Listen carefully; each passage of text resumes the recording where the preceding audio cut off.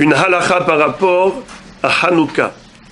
Dans la Baraïta, qui est citée par la Gemara dans Shabbat Afraf Aleph Hamoud Bet, la Baraïta dit ainsi: Mitzvah Hanouka ner ish ubeto. La mitzvah de Hanouka, c'est d'allumer une seule bougie, une seule lumière, pour toute la famille, pour toute la maison. Vers Mehadrin, ner lekol ehad ve'ehad. Mais ceux qui veulent être mehader, faire hidur mitzvah, alors il faut qu'ils allument en fonction du nombre de personnes qui vivent dans le foyer. Vers Mehadrin mina Mehadrin, Bet Shammai omrim pohen ve'oler, ou Bet Hillel omrim mosif ve'oler. Celui qui veut faire la mitzvah avec le plus grand hidur, un super hidur, Mehadrin mina Mehadrin, alors selon Bet Shammai, la première nuit, il allume la totalité, c'est-à-dire 8 bougies. Le deuxième jour, 7, pour Het Veoler. Dans un ordre décroissant, le dernier jour, il n'allumera qu'une seule veilleuse. Bet Hillel disent le contraire. Mahalin bakodesh velo moridin. D'abord, on allume une bougie la première nuit, 2 la deuxième nuit, et ainsi dans cet ordre croissant, de manière à ce que la dernière nuit, on va allumer 8 bougies. Ça, c'est le pshat pachout. Mais en réalité, il y a une mahloket entre Rambam et Tosfot quant à la compréhension de cette baraïta. Lorsque la baraïta nous dit qu'il y a 3 niveaux de mitzvah, il y a le basique, c'est allumer chaque nuit une seule veilleuse. Deuxième niveau, c'est Mehadrin. Troisième niveau, c'est Mehadrin mina Mehadrin. La mahloket entre les Rishonim est de savoir, quand on dit Mehadrin mina Mehadrin, ça veut dire qu'on cumule 2 hidurim. Celui qui est Mehadrin mina Mehadrin, il est déjà Mehadrin, mais en plus il est Mehadrin mina Mehadrin, ou bien non. Il y a un choix à faire. Ou tu appartiens à la catégorie Mehadrin, ou tu appartiens à la catégorie Mehadrin mina Mehadrin. On s'explique. On a dit que Mehadrin, qu'est-ce qu'ils font? Ils allument en fonction du nombre de personnes qui vivent dans le foyer. Les Mehadrin mina Mehadrin, selon Bet Hillel, qu'est-ce qu'ils font? Ils vont dans un ordre croissant. Chaque jour, ils allument en fonction du nombre de jours. Ils allument plus. Rambam comprend que celui qui est Mehader mina Mehader, il cumule les 2 hidurim. Premièrement, il allume en fonction du nombre de personnes qui vivent à la maison. Deuxièmement, c'est qu'il va dans un ordre croissant.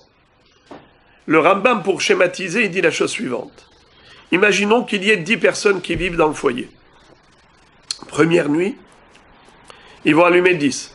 Deuxième nuit, 20. Troisième nuit, 30. Dernière nuit, 80. Ce qui fait en tout 360 bougies pendant Hanouka. Il faut travailler, c'est un vrai budget. Alors, maintenant, ça c'est Rambam. Tosfot disent non. Ils disent ça ne sert à rien. Si tu allumes aussi en fonction du nombre de personnes et aussi en fonction du nombre de jours, celui qui voit à l'extérieur toutes ces bougies comprend rien.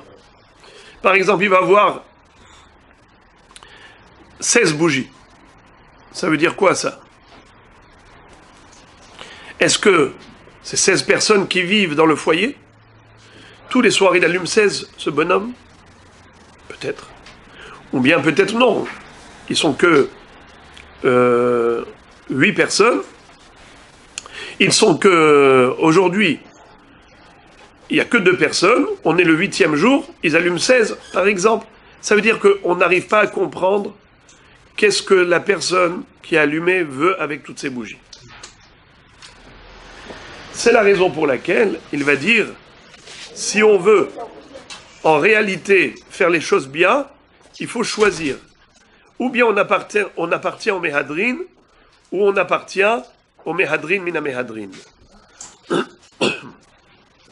C'est la raison pour laquelle Tosfot vont dire, les Mehadrin mina Mehadrin n'allument qu'une seule Hanoukia, avec une seule bougie la première nuit, 2 la deuxième, 3 la troisième.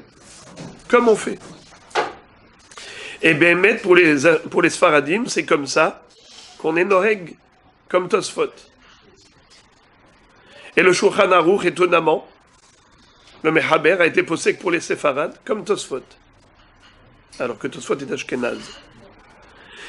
Tandis que Rambam nous a dit qu'il faut allumer autant de bougies que nous sommes dans la maison, c'est-à-dire on est 10 personnes, eh bien 10 bougies, et chaque soir dans un ordre croissant.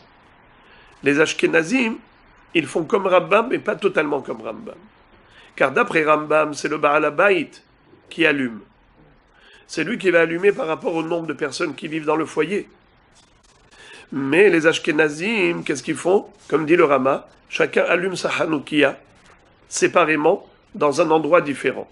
Pourquoi? Pour résoudre le problème de Tosfot. Tosfot disait, mais à quoi ça sert d'allumer 80 bougies? On ne comprend pas, peut-être qu'il y a 80 personnes dans le foyer. Ou peut-être qu'il y a 10 personnes et on est le 8e jour, on allume 80. Il n'y a pas de Heker. Alors le Rama dit, eh ben oui, il y aura un Heker. Il y aura une distinction. C'est que chacun allume sa Hanoukia dans un endroit différent. Donc, deux différences avec le Rambam. C'est que le Rambam dit que c'est le Baal HaBayit qui allume toutes les bougies, en fonction du nombre de personnes qui vivent dans le foyer, alors que les Ashkénazes, non, c'est chacun qui allume séparément.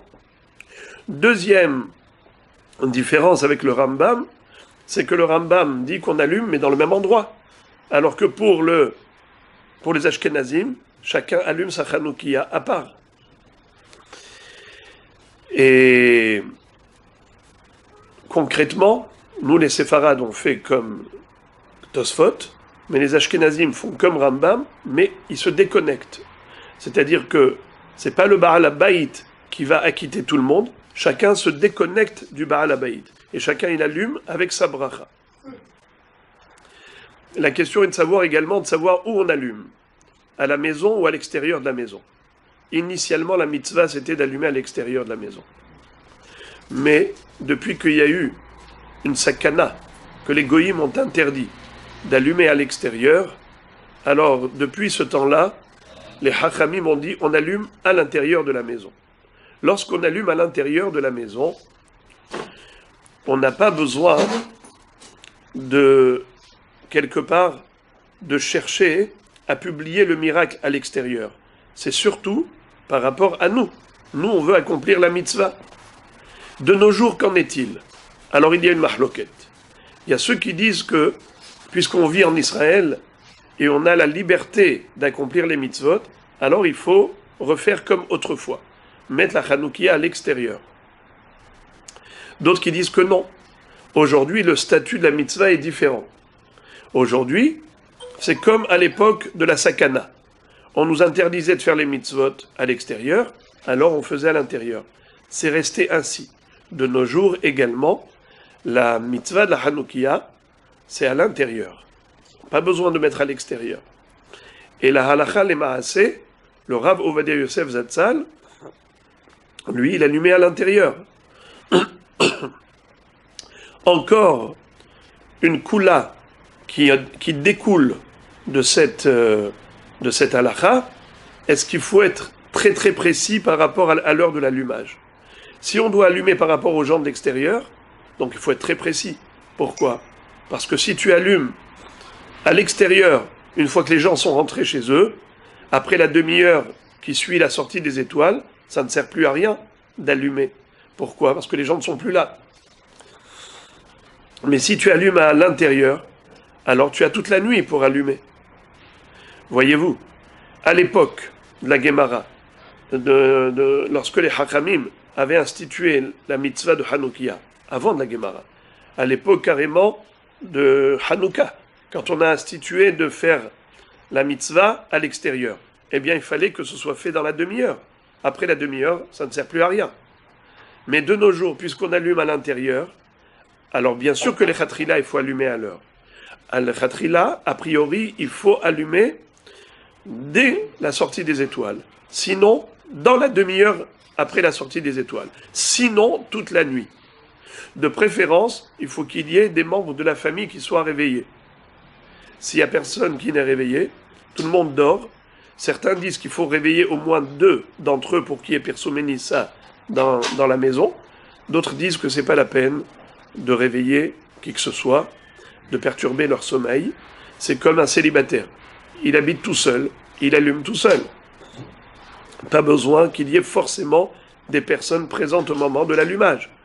C'est la raison pour laquelle, puisqu'on allume à l'intérieur et on ne cherche pas à publier le miracle à l'extérieur, on pourra allumer pendant toute la nuit jusqu'à l'aube et on peut faire la bracha. Mais évidemment, comme je l'ai dit, c'est seulement dans un cas de force majeure où on n'a pas pu allumer à l'heure. Mais sinon, il faut respecter l'horaire de Tzet HaKochavim. Brouchim Tiyu. רבי חנניה בן עקשיא אומר רצה הקדוש ברוך הוא לזכות את ישראל לפיכך הרבה להם תורה מצוות שנאמר אדוני חפץ למען צדקו יגדיל תורה